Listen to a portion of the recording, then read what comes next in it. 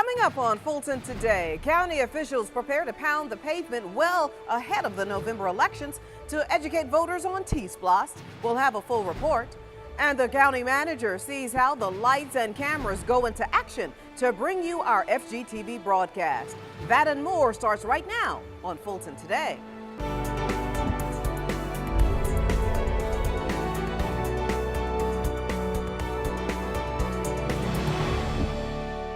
Welcome to Fulton Today, everybody. I'm Shania Chavis-Rucker. With less than 3 months to go before the November general election, Fulton and city leaders come together to strategize how to best inform their constituents about the all-important T-Splost referendum.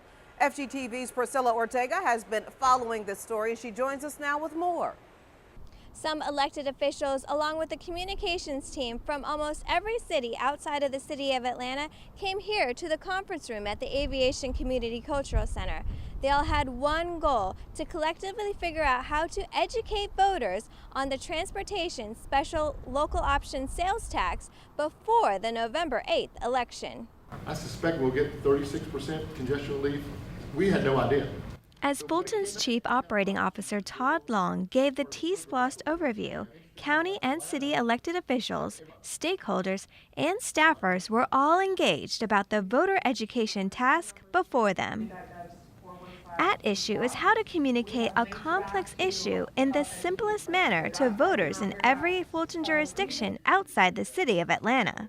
Our voters need to know exactly what's before them, all the facts, that this is a county-wide referendum. Projects have been developed in each of the cities, and now it's in the hands of the voters. On November 8th, voters in Fulton County will consider the 5-year special purpose local option sales tax for transportation purposes. The Fulton voters outside of the city of Atlanta will vote on a .75 sales tax. Voters in the city of Atlanta will consider a separate referendum.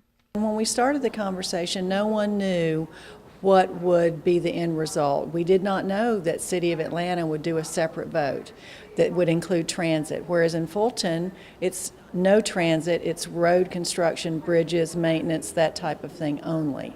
During the August special call meeting, Fulton commissioners authorized the T-Splost so that it could be officially placed on the ballot.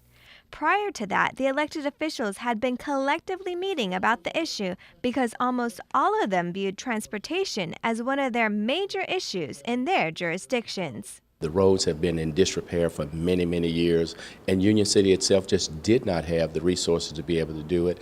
And we have an issue with a lot of the unincorporated area that bleeds into Union City, or it may bleed into College Park or whatever, but all of us have the same issue. We just didn't have the funds to do it. The gathering here at the Aviation Community Cultural Center is just one in a series of ongoing meetings the group intends to have. Now, by law, officials cannot advocate for the T-Splost, they can only educate. Reporting from Northeast Atlanta, I'm Priscilla Ortega for FGTV. Thank you very much, Priscilla. Now, there is an entire website dedicated to the upcoming Fulton County T-Splost, including the project list. You can visit the county's website at fultoncountyga.gov/T-Splost. The Fulton County Sheriff's Office honors its own for moving up in the ranks. Family and friends gathered in Assembly Hall to see their loved ones get promoted to Deputy Sheriff Sergeant.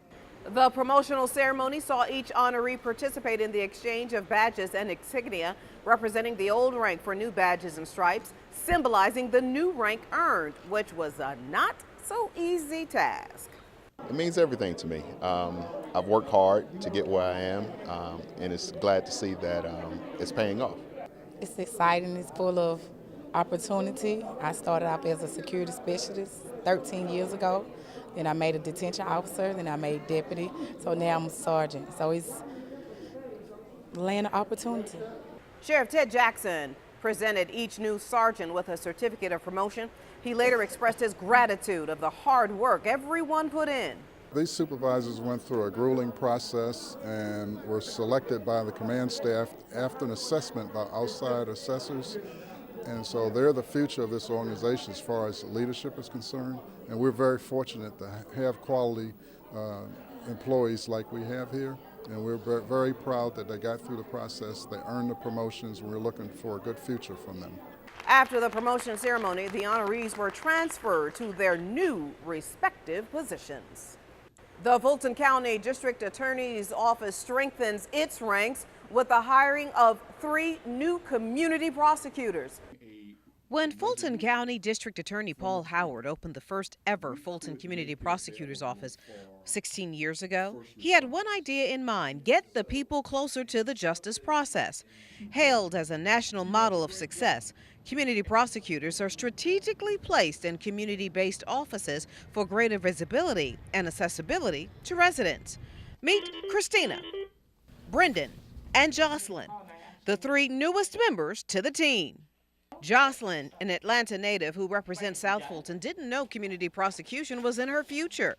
And when I came to the office, it wasn't my specific intent to be a community prosecutor, although Mr. Howard has a great way of placing you exactly where you need to be before you even know it. And I'm really thankful that I get to be a community prosecutor, because a lot of the work that I've done throughout college and law school has allowed me to interact with the community. And community work is something that's really, really, really important to me, and that is what I get to do. Zone 2 Representative Brendan Dougherty already has a vision for the citizens he represents. So my vision for Zone 2 in particular is to make the community feel as if they're being listened to, and to be able to provide them with something tangible that they feel would make them more safe and secure. And there's Christina, who represents Zone 1. She didn't know much about community prosecution, but colleagues knew she would be the perfect fit. My colleagues that already worked here knew what I loved to do and knew what I had experience in, and they said, well, community prosecution would be great for you. Though all 3 come from different legal backgrounds, they all have one goal on their mind: making the community prosecution office stronger than ever and getting the people the justice they deserve. I want us to grow to a point where community prosecution is seen as a staple of the Fulton County District Attorney's Office, because of the relationships that we're building between law enforcement and the community. And I think now is an opportune time when community relations is at the forefront of everyone's mind. I think it's a great time for us to really hone in on those relationships and show that law enforcement doesn't just mean officers in the street. It does include district attorneys and assistant district attorneys. And the district attorney said goodbye to some potential future employees. And above all, I promise to behave in a manner befitting a representative of the district attorney's office and a future member of law enforcement in the United States of America. After 4 weeks of exposure to various components of the criminal justice system, the rising 7th and 8th graders participating in the Junior District Attorney program were honored at a graduation ceremony where they were pinned with a special DA badge. From observing trial preparation to viewing courtroom proceedings and even participating in an FGTV broadcast, it's an experience many of them will never forget. This program was really fun. We had a lot of different experiences, and I'm really glad that they let us go on different field trips so that we could experience those things. It was a great experience for me. I think it opened a lot of opportunities and taught me more about becoming a lawyer and how to become a lawyer. Though the program is 16 years old, this year's version was a special one for District Attorney Paul Howard. We've had our largest graduating class today, 26 students. Generally, we had held the program in the DA's office in one of our conference rooms, but we've outgrown it. We had so many parents, so many grandparents, so many guardians here today that we've moved to Assembly Hall. If you would like more information about the Junior DA program, you can log on to atlantada.org. Meanwhile, FGTV opened its doors to a high-ranking county official. County Manager Dick Anderson paid a visit to Fulton Government Television. Mr. Anderson was introduced to staff members and got a detailed account of the Department of External Affairs and how they work together to bring you the latest Fulton County news, information, and events. we enjoyed having the county manager come down to see us. It gave us an opportunity to show them what we do and give an opportunity for us to talk to them about the things we do and some of the things that are our needs we have in our department. It's really an instrumental part of what we do for citizens, and that is providing everything from transparency around the board meetings all the way down to a Twitter feed that really shows employees doing day-to-day work. The visit is a part of the county manager's road trip agenda, where he visits each of the county's departments to update employees on key initiatives and to also gather feedback. And still to come, you know that phrase, are you ready for some football? These seniors are, and they're ready to share their predictions for the upcoming NFL season. It's a part of our district-by-district coverage next.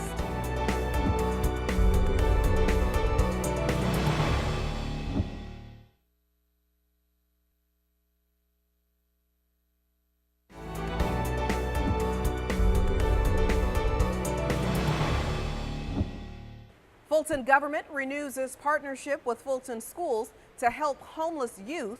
And are some seniors already trash talking about the upcoming NFL season?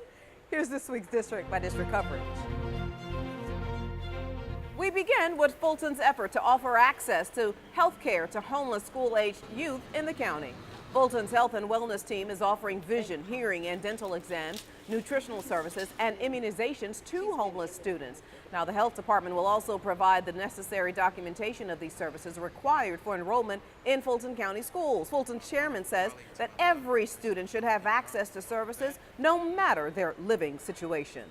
Well, we have a silent problem here in Fulton County. At least in Atlanta, there are about 3,000 homeless youth, and they are deserving of health care, access to health care, and so I'm very pleased with this partnership.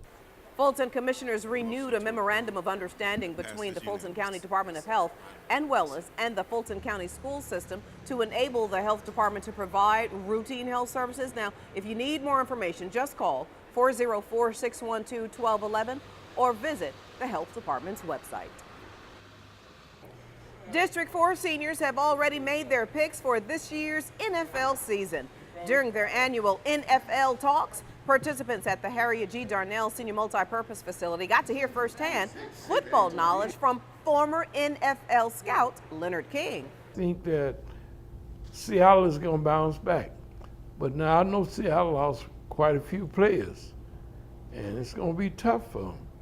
The team to watch out for is the Oakland Raiders. They might be coming.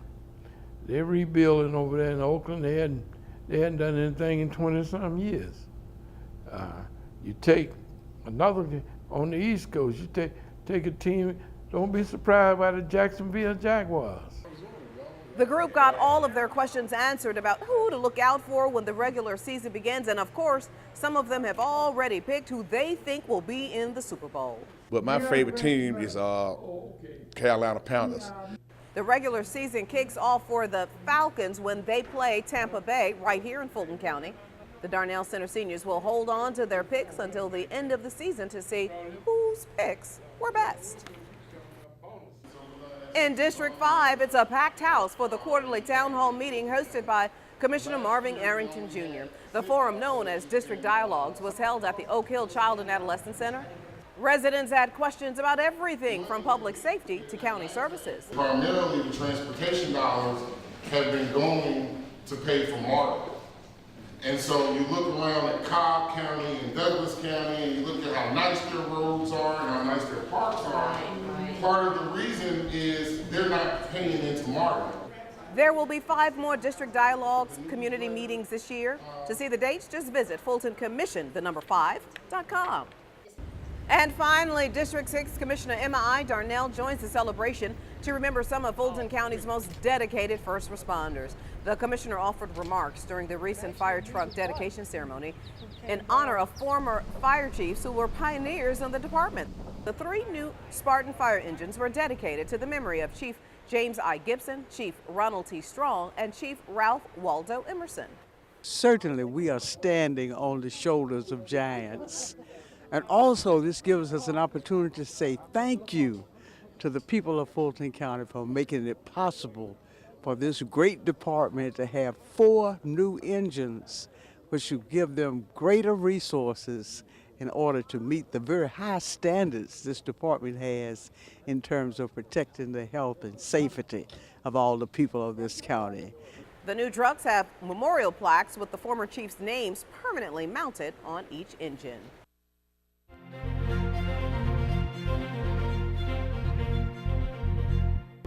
Now you can catch more of your commissioners at work all this week with the rebroadcast of the Board of Commissioners meeting right here on FGTV. And when we come back, find out how some seniors are learning to eat healthy. Stay with us.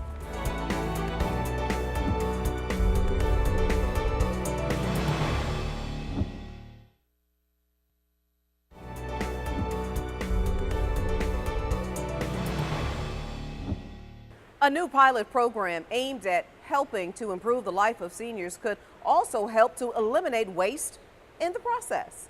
Here's FGTV's Lynn Vaughn. Affordable, healthy meals are served at senior centers every day. You got a lovely salad today. But the Aging and Youth Services Department says sometimes not everything served on the plate is eaten. So if seniors aren't eating the food, why aren't they eating the food? Aging and Youth and the National Foundation to End Senior Hunger launched the What a Waste project to figure that out. Seniors at the Sandy Springs and Roswell Neighborhood Senior Centers will help by placing their uneaten food into specific bins. The food placed in those bins will be examined to see which specific foods seniors are not eating. Adjustments to the seniors' menu will then be made to make sure the well-balanced meals being served are being eaten. If we're serving the seniors 1/3 of the nutrients they need for the day, that's great, but if they don't eat what's on the plate, it's not doing them any good. One good example is milk. Some seniors don't digest milk very well, and so lactose intolerant. And so because of that, they're not getting the vitamin D and the calcium. And so a healthy alternative is yogurt. Organizers say a similar study in Washington, D.C. helped reduce food waste by almost 18%. Senior services officials say this program will help cut back on wasted food. We're just excited to be part of something that is with promoting the sustainability of food and making us more efficient and helping Fulton County be more efficient. And so it's a great project that we're definitely supportive of. The Community Services Program provides funding for the What a Waste project. What a great idea. Reporting for FGTV, I'm Lynn Vaughn. Thank you very much, Lynn. Meanwhile, Fulton's health professionals are halfway through a training session designed to address some of the county's health issues. During a workshop held at the Atlanta Food Bank, participants of the PITCH program discussed how to better advocate for better health outcomes. Now, PITCH, which stands for Partnerships to Improve Community Health Programs, is offering a 5-course session, and each class teaches participants on how to improve the policies which combat obesity, tobacco use, and poor fitness. It helps me to position myself with various proposals to work on the different initiatives that may be focus of state agencies or various partners that may have commitments from government to put forth certain health initiatives. This was the 3rd session. The next workshop will address how to implement policy changes that they will develop.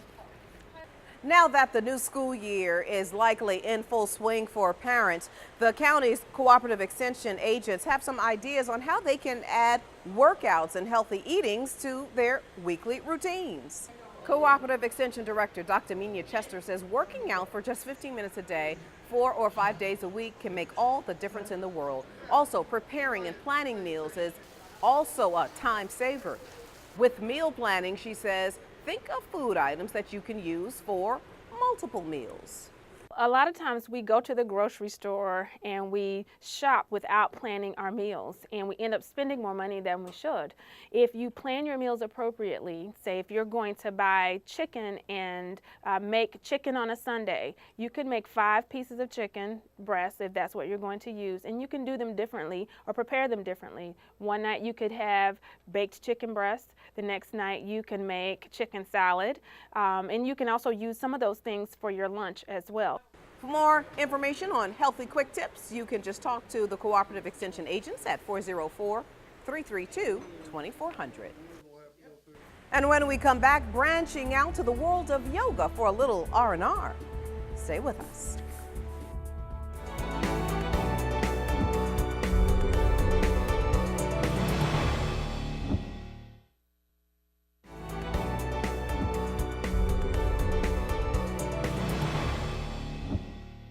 Fulton County Library branches turn into a relaxing oasis for residents who are trying to improve their mental outlook. About a dozen library patrons meet weekly for a gentle yoga session at the Peachtree Branch Library. The instructor says the class benefits participants both physically and mentally. Relaxes you. I think it draws a lot of energy. It helps you to focus and turn, all your energy into yourself and find out what's going on. For me personally, this class in general, the library offers it. Michael is a great instructor. It's a great way to get movement and to get energy into your body. It's relaxing. It's a health and well-being program for me. After the gentle yoga, another instructor then offers a meditation session. Health officials say meditation reduces tension, pain, lowers blood pressure, and improves the immune system. The class is currently taking place on Mondays at the Peachtree Library, but it will soon move to Thursdays. To learn more about all of the events at the library branches, just go to afbls.org and click on the events calendar. And finally, let your imagination take flight at the newest aviation exhibit before it flies away. The Flight of the Imagination exhibit at the Aviation Community Cultural Center features the work of 3 artists. The collection has both drawings and paintings with abstract and surrealistic elements. Residents can learn more about the inspiration for the pieces at an upcoming artist talk at the center. I use the stencil almost exclusively in a lot of my works.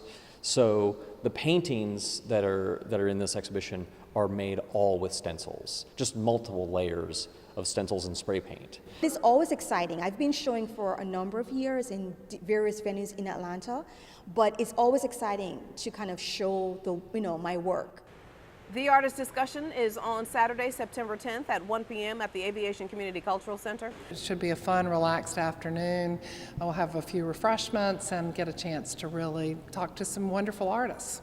The exhibit is free and will be on display until October 1st. For information, call 404-612-8600. And before we go, our reminder that we'd like to connect with you online. Check us out anytime on Facebook, Instagram, and Twitter. And of course, see us anytime on our YouTube channel.